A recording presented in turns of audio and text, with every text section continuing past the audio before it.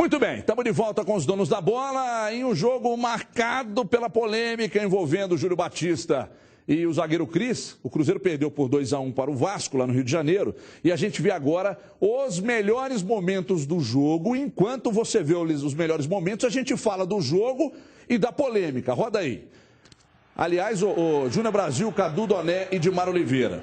O Cruzeiro fez mais de 30 finalizações no jogo. Foram 12 finalizações no alvo, foram 18 desarmes, foram 11 faltas cometidas. Então, quer dizer, como é que posse de bola superior também. Não, e a posse de bola superior, não é?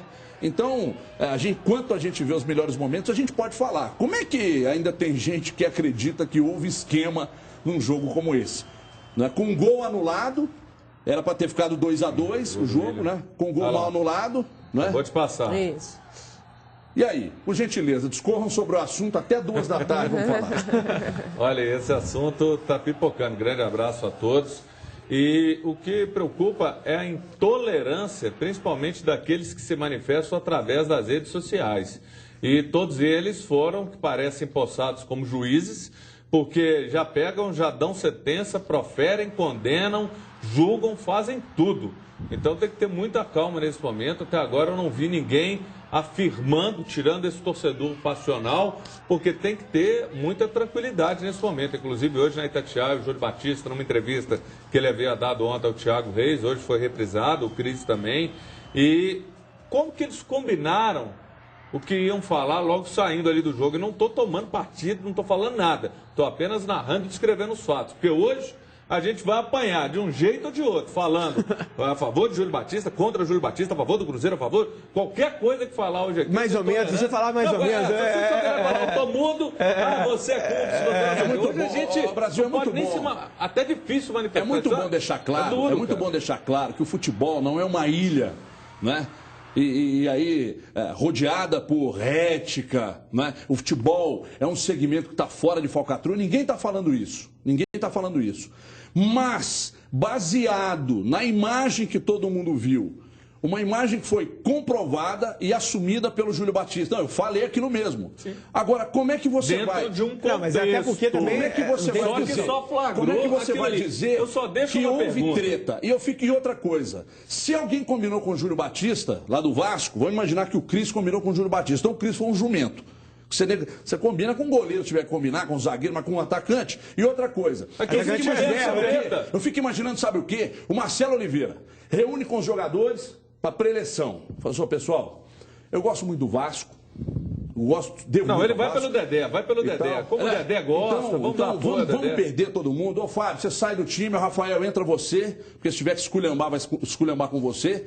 Não é? E vamos perder, gente. O Vasco é um clube tão simpático, né? Esquece 1974. É vida nova. Para com isso. Tá de brincadeira. Se o Júlio Batista fosse falar alguma coisa, ele ia fazer assim... Cris, vai lá que já está combinado com o Rafael, pô. Vai lá. Aliás, na verdade, até para dar oi no futuro, acho que o Júlio Batista vai fazer oi. Porque deu tanto trabalho que ele... Outra coisa que eu acho que para fechar aqui para vocês falarem também é o seguinte: se isso tivesse acontecido com o clube daquele torcedor que está indo contra, ele estaria tendo essa mesma posição? Apenas isso, estaria com essa mesma posição. E eu entendo que o Cruzeiro depois foi lá, ainda atacou, o Cruzeiro buscou o jogo, o Cruzeiro tentou vencer, então não consigo conceber isso. É claro que tem que ter transparência, tem que apurar, fazer tudo o que tiver. Isso a gente é a favor. Agora, criar também teoria da conspiração, calma. Não, e aí já estão colocando o coitado do Marlone na parada, né? E aí, que não dá para entender. Vamos lá, o Grêmio, aquele jogo de 2009, Grêmio e Flamengo, que seria para prejudicar o Inter, né, que o Grêmio entrou com time reserva. São Paulo foi goleado pelo Fluminense por 4-1 em 2010. No mesmo ano, o Palmeiras perdeu para o Fluminense e o Corinthians perdeu para o Flamengo naquele lance do pênalti do Felipe, que o Léo Moura bateu e o Felipe ficou parado. Né? E ainda um Paysandu Internacional 2-0 Inter. É um jogo que o Inter cairia, a torcida do Paysandu vaiou, então aquele negócio todo. Então, o futebol mostra isso nessas situações ano a ano. Ano a ano. E alguém provou alguma coisa contra? E tem um dos mais significativos, e que eu acho que é o jogo que mais trouxe polêmica, pela forma como foi, que foi a conquista do Corinthians do Campeonato Brasileiro naquele jogo com o Internacional. No ano seguinte, 2005, eu acho, o Inter teve a chance de rebaixar o Corinthians e o fez, né, perdendo para o Goiás dentro da... Então, eu acho que esse é o jogo mais significativo. Mas eu diria o seguinte, Everton, todo mundo sabe que acompanha a minha carreira, eu detesto esse tipo de complozinho, de achar que tudo está conspirando contra e tal. Alguém me coloca na cabeça que um campeão brasileiro, tendo no seu comando Marcelo Oliveira, iria a um jogo diante do Vasco, que tem do outro lado o Adilson Batista, que todo mundo conhece perfeitamente, principalmente a torcida do Cruzeiro, e aí você coloca os seus jogadores numa situação de ceder um resultado, um campeão brasileiro. Aonde que isso passa pela cabeça de alguém? Olha, passa. O tipo... Não, passa, pois é, o que é inimaginável, inimaginável que as pessoas achem que o futebol é tudo isso. Sabe, por isso que eu fui contra quando, a partir dessa temporada, eles voltaram a tirar os clássicos da última rodada. Isso deu... O problema pode ter começado aí. Exatamente. Isso deu para este campeonato meio que um olhão em cima do campeonato. Sim. Primeiro que o Cruzeiro ganhou com todas as facilidades do mundo. E nós dissemos aqui na sexta-feira que o Marcelo tinha direito de fazer o que ele quisesse no jogo do Vasco, com o time reserva, porque ninguém tem nada a ver com os problemas que os outros têm. Agora, daí, você dizer, você colocar em cima de um trabalho como foi o do Cruzeiro, fantástico, que ele chegou onde ele chegou, da forma como ele chegou, uma mancha por um joguinho do Vasco que não serve nada pro Cruzeiro. Aí eles me perguntam assim, mas contra o Bahia vai colocar tudo? Vai, é a festa do título, é quando vai receber a taça, então, já estava definido há muito tempo. Eu achei de um absurdo, de sentir como que o torcedor que se mostra tão inteligente nas redes sociais, que quer te checar o tempo inteiro, se mostra tão burro na concepção de uma coisa que é tão clara para todo mundo. Eu fiquei assustada, foi com a burrice que eu vi nas redes sociais. E outra coisa, vocês se lembram quando terminou a Copa Libertadores? Raul Calil comprou a Libertadores. Pô, mas demorou 105 anos para um presidente chegar e falou, gente, vamos juntar um dinheirinho, vamos lá comprar a Libertadores. E que cara, vocês estão de brincadeira. Então, vamos lá. O Santos também comprou, o Corinthians comprou o Mundial no passado. Aí tem aquele lance da Copa do Mundo, que o Brasil entregou e tal, em 98. Então, pô, sabe, o futebol tem lá suas coisas erradas também, né? Seu Edilson Pereira de Carvalho, você se lembra muito bem da história dele, isso, né? Que foi comprovado. Então ninguém está dizendo que no futebol está repleto de paladinos da moralidade, não é isso. Mas também achar que tudo que acontece tem uma... o Calil comprou a Libertadores, o Cruzeiro vendeu o jogo para o Vasco, sabe... Fala, Cadu. Aliás, só para servir até mesmo de subsídio para vocês, a Rádio Itatiaia nos cedeu gentilmente, né, essas declarações do Júlio Batista explicando detalhes sobre o lance. Veja você aí e continue tirando suas conclusões. Veja aí. Olha, é normal, acho que as pessoas têm que entender o calor do jogo. Eu entrei praticamente, acho que tem que deixar bem claro, num jogo que praticamente... Eu entrei com o jogo já estando 2-0. Depois que eu entrei, fizemos 2 gols. Um foi anulado. Então, isso demonstra que ninguém estava ali para tentar entregar nada, tentar fazer nada. E, realmente, no calor do jogo, eu já joguei com o Cris, conheço. Só que é normal. Eles vivem um momento complicado e jogadores como o Cris, com experiência, tentaram utilizar de todos os artifícios para que a gente não fizesse nada, entendeu? E numa dessas nossas falas, que ele vinha me falando durante todo o jogo, eu, como ironia, peguei e falei, pô, para de me encher o saco e vai lá e faz. Só que, realmente, o que pega, realmente, é a frase que eu falo, pô, vai lá e faz o gol, porra, filho. Vai lá e faz o gol, porra. Muito bem. Bom, então tá aí. Muito obrigado, pessoal da Rádio Itatiaia, aí, por terem cedido essa sonora aí do Júlio Batista. Cadê o Doné? Olha, primeiro, boa tarde a todos. Eu vou ter que até citar um companheiro, porque no sábado, logo após o jogo, o Mauro César Pereira já escreveu um post ali no blog dele da ESPN, que para mim resume muito bem. Como foi logo após o jogo, eu já tenho que citá-lo. Até esses números que você mostrou no início aqui do nosso programa, foi ele que passou também, baseado no Footstats. Mas o que eu quero dizer não é com relação aos números, não. As pessoas têm que entender que para jornalista cravar alguma coisa desse tipo, simplesmente porque teve uma leitura labial que não prova absolutamente nada, é impossível, é completamente anti-jornalismo. Quem fazer, não é opinião. Quem fizer isso, falar acontecer alguma coisa só por causa daquilo, está errado. Quem falar que o Atlético comprou Libertadores sem o menor embasamento também está errado. Isso é antijornalismo. Jornalismo, há preceitos no que a gente faz, né? Tem faculdade, a gente estuda, não é assim, né? Então, olha, o que ele falou foi estranho mesmo? Foi. Eu não vou negar isso, não. Foi uma coisa... Ele assumiu, né? Ele assumiu. As pessoas ficarem com a pulga atrás da orelha, podem ficar, bate-papo em boteco. Pô, o que esse cara quis dizer? Que coisa estranha. As pessoas podem ficar desconfiadas, sim. Agora, partir do jornalista, assim, cravar alguma coisa, como algumas pessoas dessas das redes sociais esperam, é impossível, gente. Não tem como. Você está fazendo isso, você não é jornalista. E não é porque opinião. o cara falou uma coisa.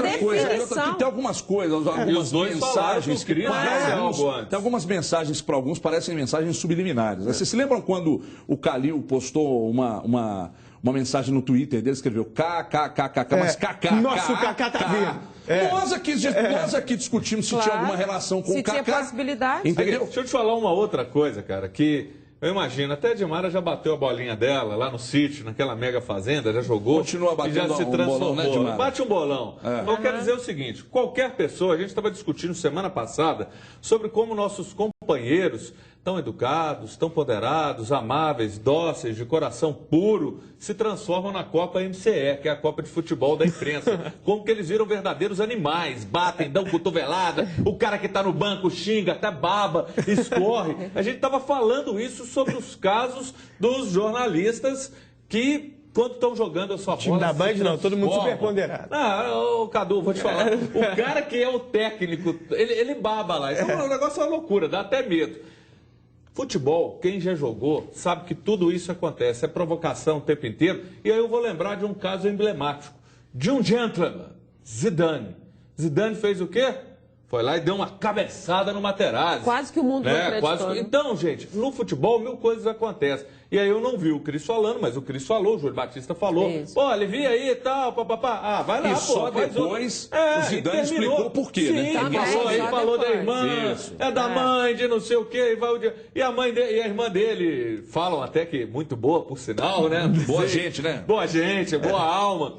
Então, gente, tem que ter calma, porque isso faz parte. O que rola ali o tempo inteiro dentro das quatro linhas, algumas coisas a gente fica sabendo. Tem alguns casos que são tão pitorescos que dá até vontade de contar. Teve do Ronaldinho com a camisa da seleção, né? Quando ele chamou a rapaziada para... Você sabe o quê? Eu não vou falar aqui não, mas você sabe do que eu estou falando, Conta. Quando ele chamou a turma para soltar uma pipa, né? Ele estava com a camisa da seleção, né? Então, quer dizer... Acontece, pô, os caras conversam. E outra coisa, o Felipe Junqueira foi preciso hoje na Band News. Agora não basta só a leitura labial. A turma está fazendo leitura facial. Porque se eu falar aqui para a câmera, entendeu? Que, por exemplo, que final de semana que vem tem bola rolando, tá? Na Band News FM e tal, pelos 89,5, também pelo bandnewsfm.com.br. Como eu não estou olhando para a câmera, os caras já vão achar que tem treta no negócio. Entendeu? Mas você sabe onde eu acho que isso começou também? Começou onde a Edmara citou. Começou onde a Edmara citou. Quando tiraram os clássicos da última rodada. Foi um erro, mas né? Foi um erro calculado pela CBF, porque ela sabia que isso ia dar problema. Todo mundo ia desconfiar. Dava um problema ou outro problema. E passou também pela situação do Dedé. Pra mim foi ali. Mas aí vamos e convenhamos. O Dedé disse, onde o Dedé falou, eu não quero jogar. Em nenhum momento. Então tem que falar. O Dedé falou gente batendo, ele não falou. Se eu for escalado, eu vou jogar. Agora, o que eu entendo que foi o erro? Esse é meu erro. Isso pra mim é claro. O Dedé não foi antiprofissional quando ele disse, se me escalar eu vou lá jogar. Então tem gente que está esquecendo disso. Para mim, o pecado era só um. Dedé, você vai pro jogo. Isso que tinha que ter acontecido. Mas você acha que o Cruzeiro é que tinha que preocupar com esse questionamento? A troco de quê, Júnior? Anterior. Por que o Cruzeiro tinha que preocupar com esse questionamento? Não tinha que preocupar, mas tinha que ir pro jogo. Mas deixa eu dizer, ele não tinha que ter essa preocupação. O Cruzeiro já ganhou o campeonato, o Cruzeiro já fez o que ele tinha que fazer em termos de futebol. Ele não tem questionamento sobre o profissionalismo dos seus jogadores. Por que ele tinha que ser questionado? O Marcelo fazer isso pelas escolhas e as opções dele, tudo bem, mas não por isso. Vai pro jogo, Dedé, acabou. entendo o que ele pensou. Ele não tinha por que se questionar. Ele confia nos seus jogadores. Ele confia no profissionalismo de quem está lá. Ele não achou que o Dedé fez ou pediu era ausência de profissionalismo. Mas então, momento algum. Como é que ele podia prever meu filho? Mas você vai... Gente, eu acho que esse negócio do Dedé, com relação a isso, não tem muito a ver, não. Porque pra mim, se o Dedé tivesse em campo e a leitura falhado num dos gols. Não, e se ele tivesse em campo e o Júlio Batista tivesse falado a mesma coisa, pra mim a polêmica ia ser a mesma. Claro, esse negócio do Dedé tá entrando no contexto pós-polêmica. Isso aí. Não iria... Não, eu tô dizendo, não é nem o que eu penso, não. A gente tem o contato com os torcedores e muitos disseram pra mim, se o Dedé não tivesse feito aquilo, talvez o negócio não tenha... Fosse mais a menos, mas tudo isso só teve essa repercussão por causa do vídeo. Agora... Por causa da leitura labial, aliás, a leitura facial. Né? Segura pra mim, Cadu, não esquece o que você ia falar, não, Cadu. Fico preocupado, você fica deprimido. Deixa eu contar aqui um recado. Atenção você que está em casa.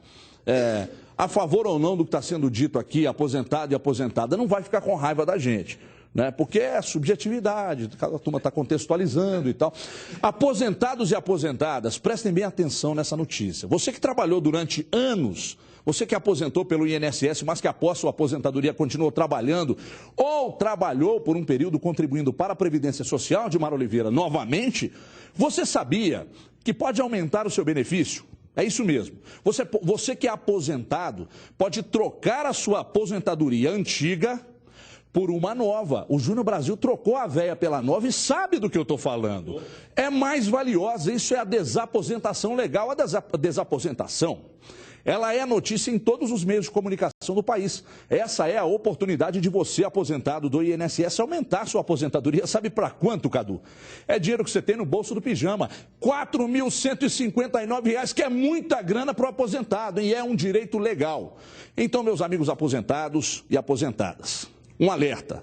Corra para ter o seu direito garantido e o seu ganho ainda maior. Mas atenção, o aviso é importante, o prazo ele está acabando.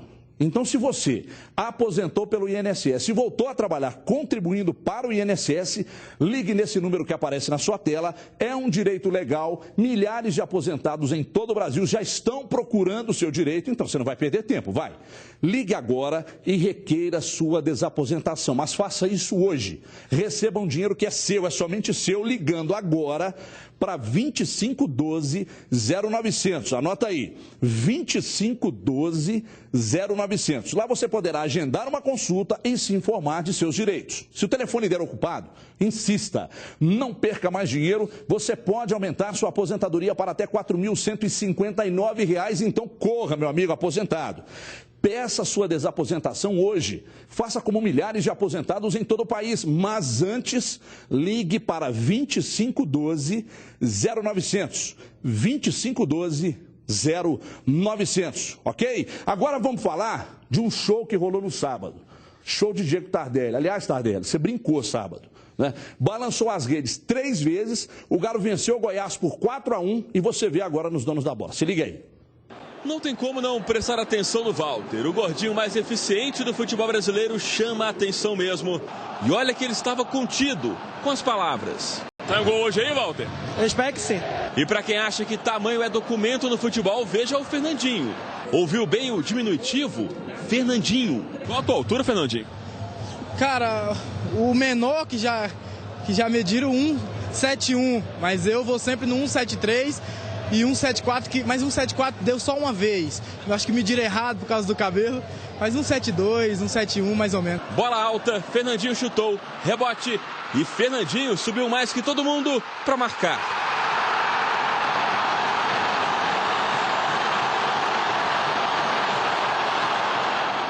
De novo bola alta para o Fernandinho. E não é que ele ganhou a disputa e colocou o Tardelli na cara de Renan.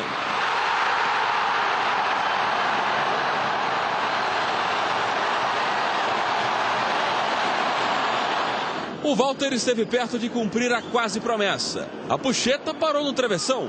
Amaral diminuiu.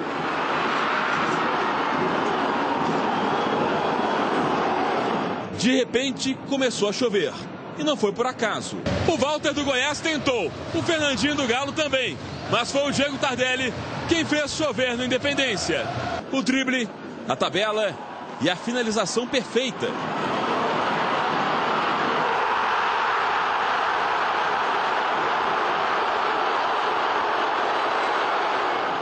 E tinha mais. O drible, o chute e outro gol na conta de Tardelli. O terceiro dele. O torcedor foi à loucura e virou cabo eleitoral.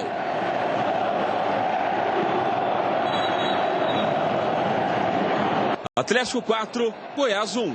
Cara, a torcida está sempre comigo, está sempre me apoiando. Acho que todos estão vendo o meu trabalho que eu estou fazendo esse ano.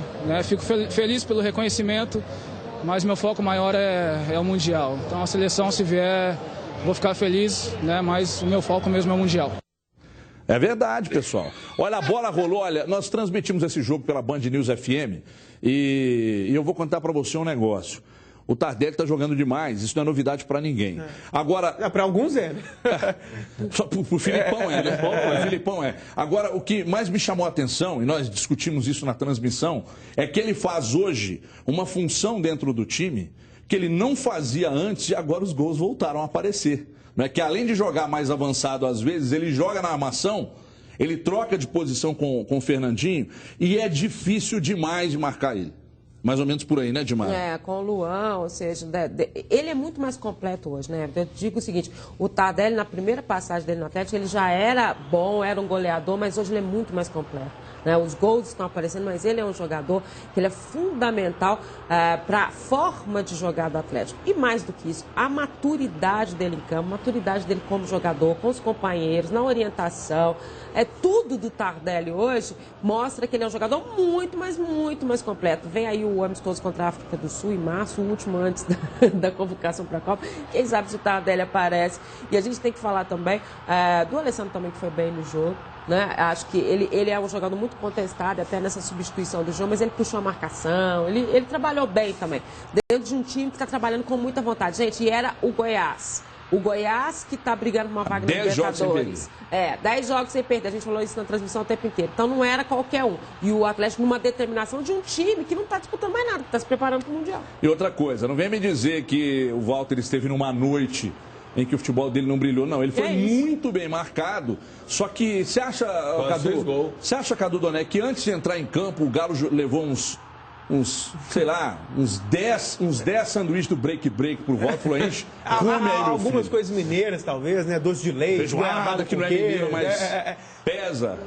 Ele não jogou bem, mas a marcação do Galo também tem que ser ressaltada. Agora, sobre o Tardelli, gente, o Tardelli já poderia ter sido convocado no lugar do Lucas, no lugar do Pato, no lugar do Robinho. Quer dizer, vários jogadores estão mesmo, sendo... Né? Porque acho que ele tem um lugar, né? Aliás, até isso é importante você falar, porque muita gente vai nesse caminho que eu estou falando aqui, de citar jogadores que não merecem, como o Tardelli deveria estar no lugar deles, mas o Tardelli está jogando muito, que a questão não é nem essa, ele merece ponto, tem que achar um lugar. Isso. Não é questão assim, porque o outro não merece. Mas eu acho que, bem ou mal, acaba gravando mais a situação quando você vê uma série de jogadores que estão jogando muito menos que ele há muito tempo, tendo essas oportunidades. Gente, o Alexandre Pato foi convocado algumas vezes e o Tardelli não foi. Precisamos saber qual o critério, né? E outra coisa, o Tardelli, para mim, é o jogador mais completo do Brasil. Muita gente analisa o cara ser completo ou não quando faz papel de volante, de lateral, joga de zagueiro às vezes. Para mim, as pessoas às vezes perdem a sensibilidade de perceber que o Tardelli era um centroavante, gente. Ele era um centroavante que saía para o jogo mais habilidoso, só que olha o que ele virou. Ele deixou de ser centroavante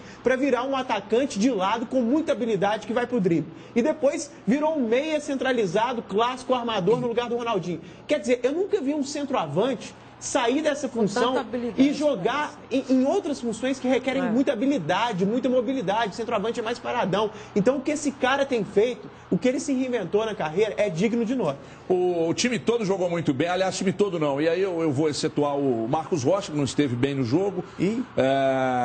Ele concordou com agora vamos, o Coutinho, o torcedor do Galo e o Coutinho. O Coutinho falou que o Alexandre não dá. Mas eu vou discordar especificamente nesse jogo, que ele não fez gol, mas ele foi muito importante para abrir espaço para o Fernandinho, para o Tardelli, né, Dimar? Muito importante. A gente Brasil, você também fala, viu, Brasil? Não precisa esperar chamar, não. Ele estava, inclusive, no jogo Eu tive uma conversa longa com ele hoje, antes do programa. Falei, espera, sua hora vai chegar. Tá bom.